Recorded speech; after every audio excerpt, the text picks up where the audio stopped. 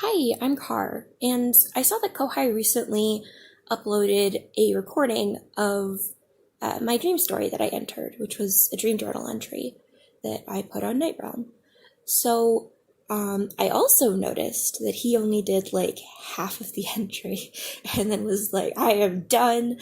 This is too long. I am not continuing. This is too much. And I do not blame him because my dream journal entries are too long, and I usually warn people about that in advance, and I'm really sorry about that. So I thought I would give it a try, and I would see if I could do it. I'm definitely going to have to do this in parts. Also, as you could probably tell, the only recording device I have is my phone, and unfortunately, this one doesn't come with a recorder app. Yeah, I know, you think every phone comes with a recorder app. Mine does not. I have done a system search. It does not have a recorder app, and I don't know which one to download, or if any of them are even safe to download. So this is what I'm working with. Also, I am not in a sound-friendly area. My cat is hanging out next to me. He might come on screen at some point if you're lucky. My boyfriend is sleeping next to me as well. He might snore if you're unlucky. I have my fan on because it is too hot in here, and that is more comfortable for me. And I apologize. I'm doing this kind of spur of the moment, and I would like to breathe in this space. So, soundproof? None. This is a horrible audio environment. This is not your ideal recording. I don't have any editing software, so if I make gross mouth noises, I'm sorry.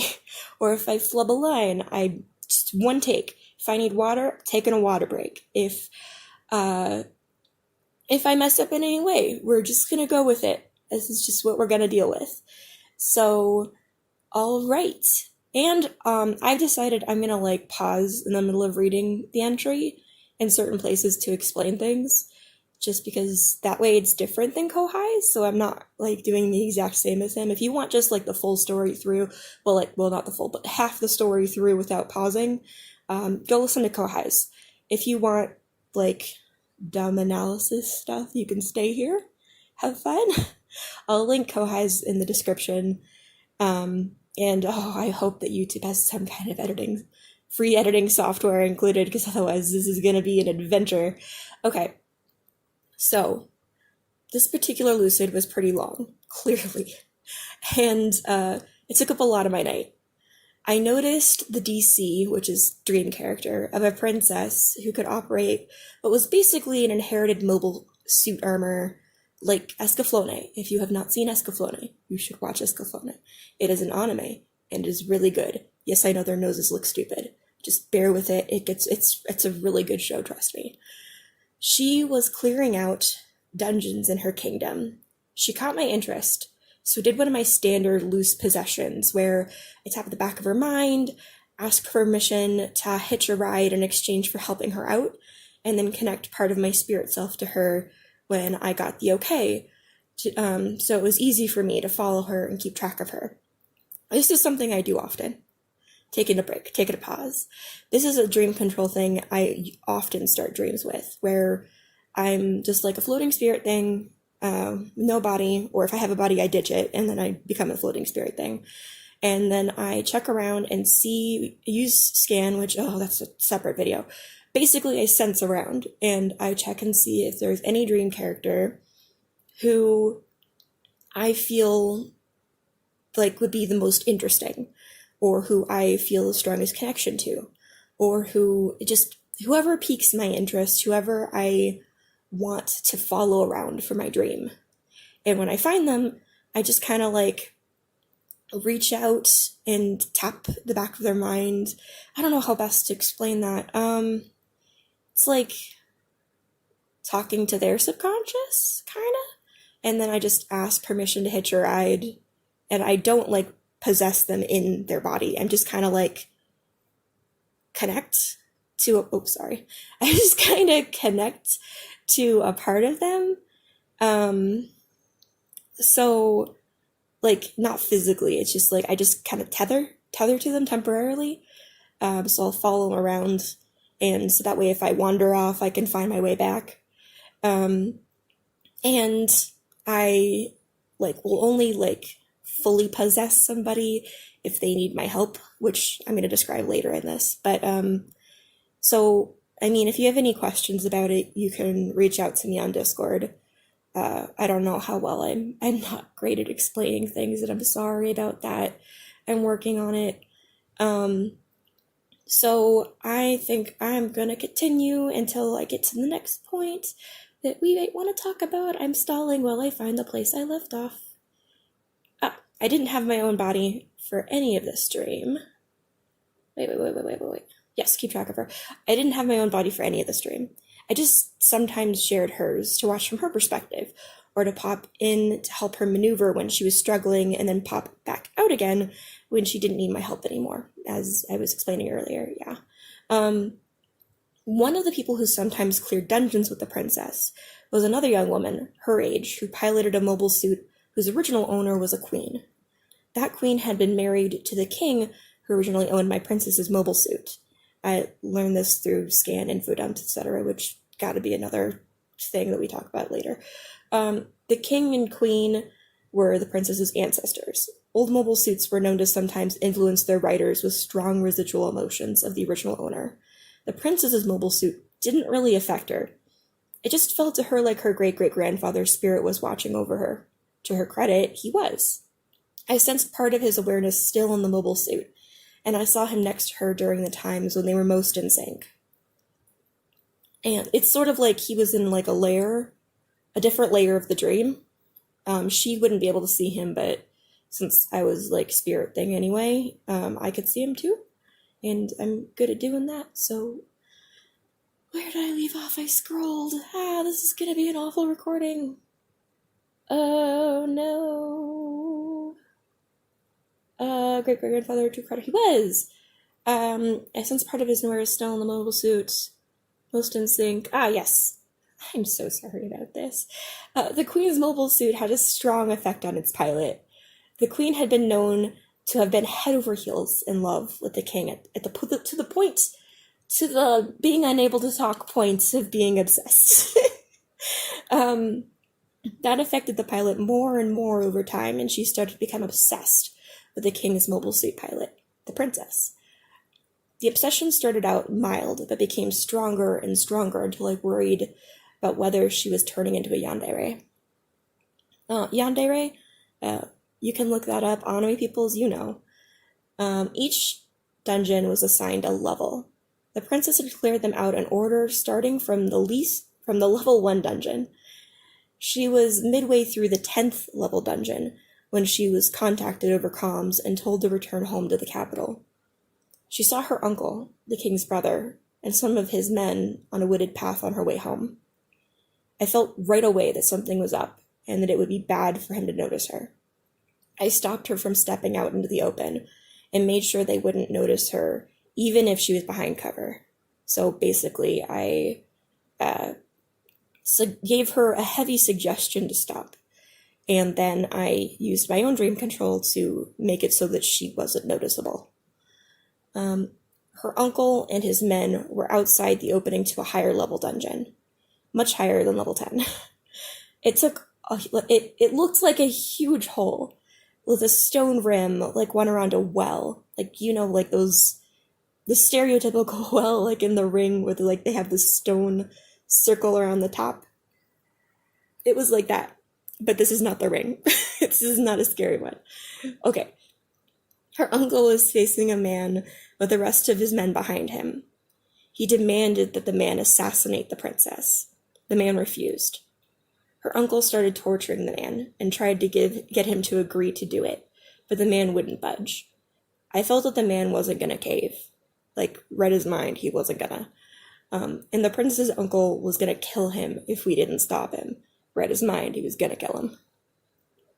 She and I brainstormed about our options. I'm back of her mind, not front of her mind, so she wasn't super aware of the conversation. But part of her mind was. The man was wounded and would need to be carried. She only had one mobile suit, since she'd separated from her group when they left the level 10 dungeon. It would be risky to fight while carrying the man. Her uncle and this man had a few... her uncle and his men, not the man, had a few replica mobile suits with them. mobile suits made with the new tech based on the old suits, like the one the princess used.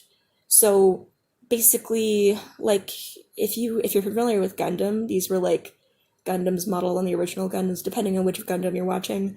They weren't as strong as the originals that they were based on, but it would still be a risk to face so many with a handicap. If her uncle was acting like this, there was no guarantee that the capital would be safe for them if they got away. Oh my gosh, she started snoring, I'm sorry. There was only one place they could go without being followed. The princess rushed over, blocked the death blow her uncle was about to give with his blade, and grabbed the injured man. She held him securely and leapt into the dungeon before anyone else could react. And I'm going to take a quick water break while he's snoring. Okay, water had. That's his feet, sorry. Oh no, now he's controlling the game system in his sleep. Oh no, this is awful. I'm so sorry about the quality of this video. My boyfriend's just busy operating our game system with his foot. Okay. Where did I leave off? Oh yeah, they just leapt into the dungeon before anyone else could react. The inside of the dungeon didn't look anything like the other dungeons the princess had entered before. She thought it was because it was a much higher level dungeon than the ones she thought it was because it was a much higher level dungeon than the ones she'd been in so far. There were no monsters. It felt more like a temple than a dungeon to me. The atmosphere for it was just different. The other dungeons we'd been in together all like felt like dungeons. This is like your typical game dungeon, like we're working through it. But this one, like, the vibe was like closer to the temple in the Zelda games, like Ocarina of Time kind of vibes. It's not what it looked like, it's just what it felt like. It's hard to explain, like churchy feels, I don't know, like holy place kind of vibe. There was a covered area with open sides not far from the entrance. It had stone benches and tables and decaying wood shelves and other storage furniture. The princess decided to use that as their base of operations for now. The food and supplies she could find were long spoiled and no use anymore, but it was a safe place for the man to rest. She used the supplies she had on her to do some first aid on the man while I scouted around and fed my report to the back of her mind, again talking to like her subconscious. I found an inactive mech that looked kind of like a mobile suit, but without space for a rider. I used scan on it to figure out what it was like inside. Standing in a spot made specially for it in the wall nearby the base. It didn't feel dangerous for her, but it also felt like a guardian of the place. I decided it would probably be best for her to be with me for any further inspection and went back. The man was stable, but still felt like crap and needed some time to rest. The princess did what she could to make the stone table comfortable for him and let him rest on that while she got back to her mobile suit and went to inspect their surroundings. Influenced by the information I had given her, she made a beeline for the mech without realizing she already knew it would be there. Because I hadn't told her forward-facing mind, just subconscious. The princess ended up leaving her mobile suit to better inspect the stationary mech. Nothing happened until I possessed her to get a view of what she was looking at from her perspective, so we were in the same body. I wasn't really in control, I was kind of looking through her eyes. 4 slots opened up in the front of the mech while I was in her. Scans said they were holes for her arms and legs. She and I both noped out of that. We turned to try to leave, but it sucked our back into it, and sucked some of the skin from our back into the slots. I started trying to find a way to get us out, but it released us before I could do much more than experience the same slight pain she did from the suction on all 4 points on our back. All 4 locations also received small cuts that we barely felt. The mech activated when the princess was freed. I hurried out of her, and she hurried back into her mobile suit while the mech she stood on started to stir and shift. She backed away from it in her mobile suit, and the mech took a step forward. Its eyes shone with a pale yellow, almost white light. It was made of the same kind of material that the princess's mobile suit was, a pale, hard material that seemed more like stone than metal, but wasn't really either. A synthetic material that looked like hair was coming out of the back of its head and went just past its shoulders. If you want a good visual aid for that, again, Escaflowne, the cat sisters, their mechs both have hair very similar to it. This was kind of a yellowy version, and I think one of them has hair like that. They both have orangey or yellow. This is more yellow. It was a synthetic material that looked like, oh wait, I already said that. It was hunched forward, a little in like an almost ape-like pose, and gave off a weird, oh my gosh, I can't talk. It was hunched forward in an ape-like pose and gave off a wild feeling. It also felt like it was loyal to the princess who woke it up. I deemed it to be safe, if unpredictable, and the princess decided to let it follow her back to the base. They didn't get far before the Queen mobile suit user showed up with some imitation mobile suits. And that's where I'm going to pause for now. We're about a third of the way in, and I'm stumbling over my words and I need more water. So I'm going to pause it here. We're also doesn't Google 20-minute videos? Okay, I'll go a little bit further and then I'll stop past 20. She had come into the dungeon, the Queen mobile suit, had come into the dungeon on the princess's uncle's orders to kill the princess. But she didn't really intend to do that. The activated mech took on the imitation mobile suits to keep them out of the princess's way while she fought the Queen mobile suit. The woman operating the Queen mobile suit play-fought with the princess, while the mech fought with the other couple people sent with her. Then, when the imitation mobile suit pilots were fully focused on the fight and weren't paying attention to her, the Queen pilot turned on them and helped the princess fight them off. Their mobile suits were badly damaged and could barely function well enough for them to flee. The princess, the Queen pilot, and I all mentally agreed that we didn't want to capture them. Their mobile suits would take weeks to be fixed up enough to fight with again, and the princess's group wasn't in any position to manage prisoners with their limited resources and manpower. Better to let the enemy pilots get away, even if it meant some intel getting back to the princess's uncle. The Queen mobile suit operator brought news that the king had already been killed, and the princess's uncle was going to try to kill the princess to get rid of any remaining obstacles to the throne. The princess didn't let herself think about that information. She didn't have time to grieve. I helped block out that thought from her mind so she could more easily focus on what she had to do in the dungeon.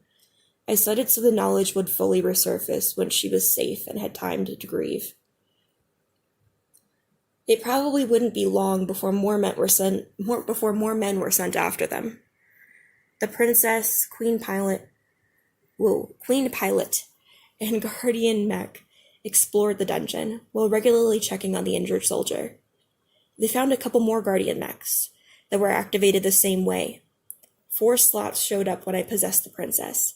We kept using our back instead of our arms and legs because we didn't want our limbs to be hurt and make it harder to fight. Also, I just didn't like the idea of my arms and legs going in there, even though they're not my arms and legs. Just didn't like that idea. I could feel the same pain she did when the mechs suctioned the skin on our back. It didn't hurt much the first time, but it got progressively worse each time it happened to the same areas. Soon our backs were very sore.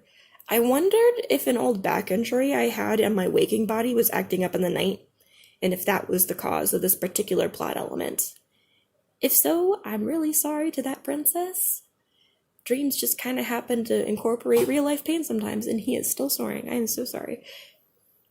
I forgot to mention earlier, but all royals had a diamond-oriented square tile of about 2 inches by 2 inches big embedded into their backs. Most had a round yellow-orange gem at the center. The princesses had a red crescent-shaped gem positioned like a cup in the center of her tile. The red ones would drain energy from the orange ones if they came into contact with them, and the red ones were thought to be ill omens. parents of royal lineage could decide which tile to embed into their child's back. So some assumed this meant that the princess didn't have her father's favor, and he didn't intend for her to inherit his throne, or something along those lines, even if he treated her well. She'd gotten a lot of crap about her red gem tile from the few people who knew about it. She always tried her best to keep it a secret to avoid a prejudiced reaction, but also because the tiles weren't public knowledge. Once she asked her father why he'd given her a red one. He said he thought it might protect her someday. And that's where I'm going to pause, because we made it past 20 minutes. Okay, I'm going to, now we're halfway. So I'm going to see how far we can get in the next video, and I will see you guys then.